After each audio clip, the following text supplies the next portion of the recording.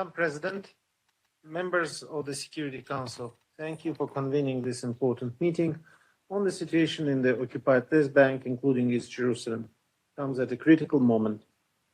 While the fragile ceasefire in Gaza and regional tensions can consume much of the international community's attention, the West Bank is at the breaking point.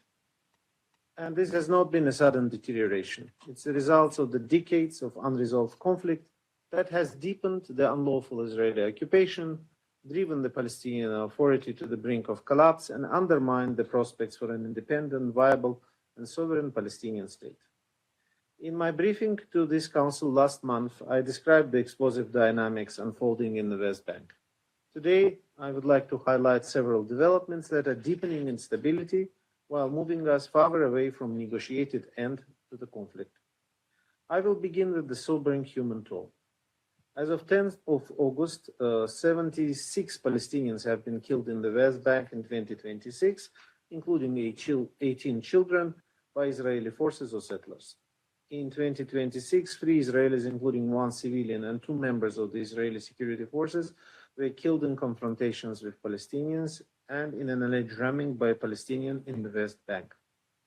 127 Palestinian communities have experienced full or partial displacement since January 2023, including 47 that have been entirely displaced, affecting more than 6,390 Palestinians.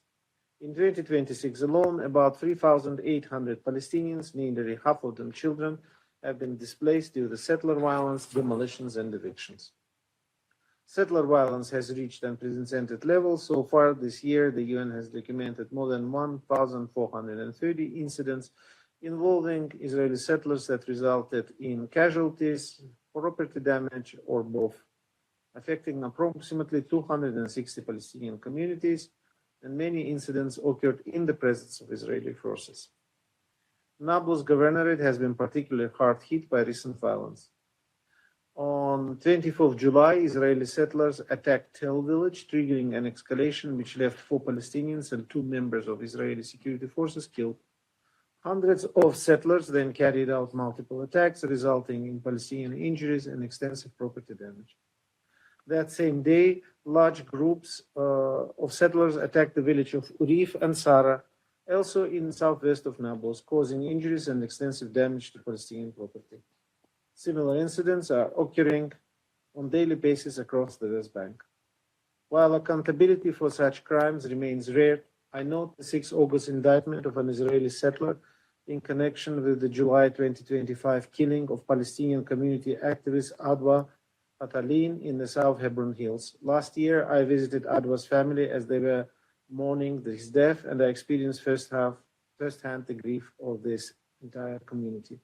All perpetrators of such crimes must be brought to justice. Madam President, the pattern is clear.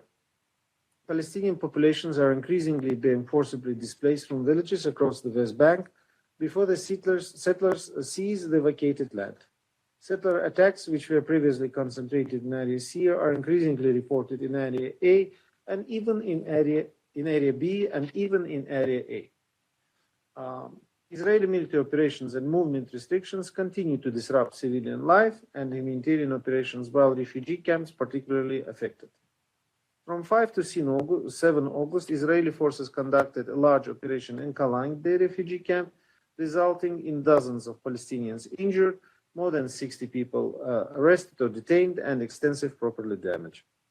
On 27 July, Israeli forces and officials again entered the UNRWA Kalandia training center without authorization, while classes were in session. I reiterate that UN premises are inviolable and immune from any form of interference. Tensions also have increased in East Jerusalem. On 23rd July, during Tish B'Av, large organized Israeli visits to Haram al-Sharif, including by an Israeli minister, again raised concerns over the preservation of the status quo at the holy sites. Madam President, alongside the mounting violence, Israel significantly accelerated settlement activities while consolidating its control across the occupied West Bank. Since the beginning of this year, Israeli planning authorities advanced or approved approximately 1,360 housing units in the occupied West Bank, including 7,200 housing units in Area C and 5,160 housing units in East Jerusalem. Significant resources are being allocated towards settlement expansion. On 14 July, the government announced some 431 million of US dollars to support the establishment of 34 new settlements approved earlier this year. The funding will finance infrastructure and prefabricated housing. Israeli authorities described this decision as strengthening Israel's hold on the West Bank and preventing the establishment of a Palestinian state.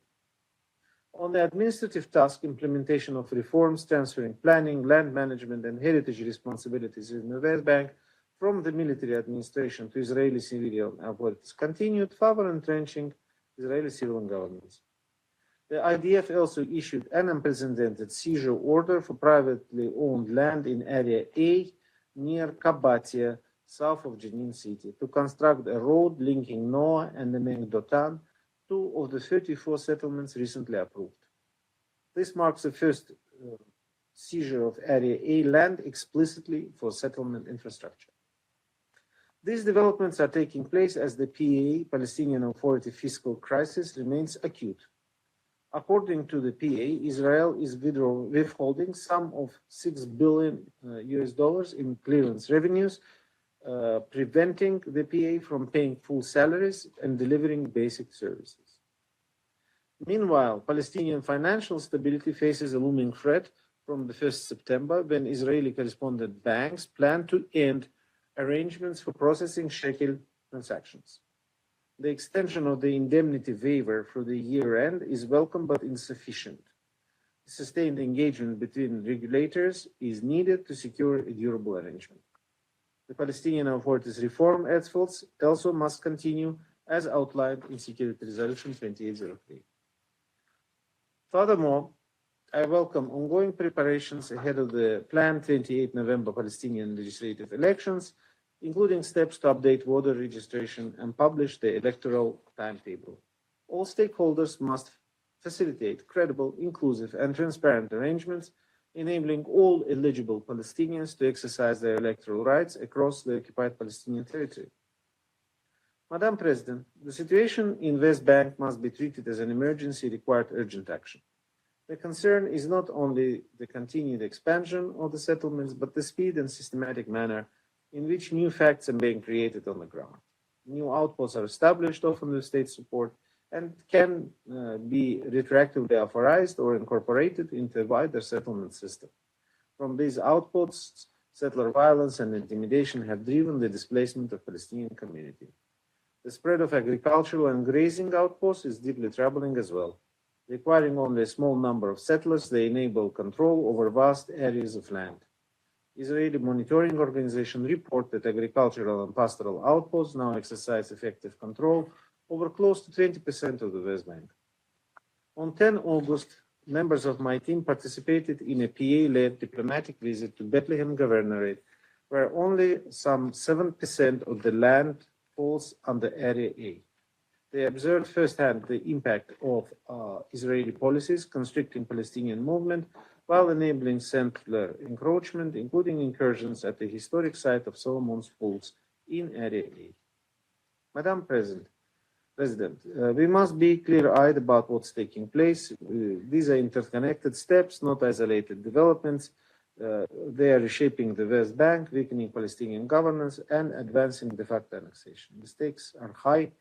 If the West Bank continues to unravel, it will not only undermine the implementation of the Security Council Resolution 2803, which is the immediate focus of the international community, but it will further erode the prospects for ending occupation and realizing a negotiated Israeli-Palestinian peace based on the two-state solution. We have the means to prevent further deterioration and advance a credible path forward. There is a broad consensus on the essential element of such path. Security Council Resolution 2803 must be implemented immediately and in full. The New York Declaration must be implemented together with the Resolution 2803 in a complementary and mutually reinforcing manner. Together and within the framework of the existing Council resolution, including Resolution 2334, They can provide the political vision and coordinated international effort needed to end unlawful occupation, advance the two-state solution, and resolve the conflict. We must act now collectively and determinedly to ensure concrete steps are taken towards that objective. UN remains committed to support all efforts in support of lasting peace between the Israelis and Palestinians, based on 1967 borders, with Jerusalem as the capital of both states and both nations living in peace side by side. Thank you very much for your attention, Madam President.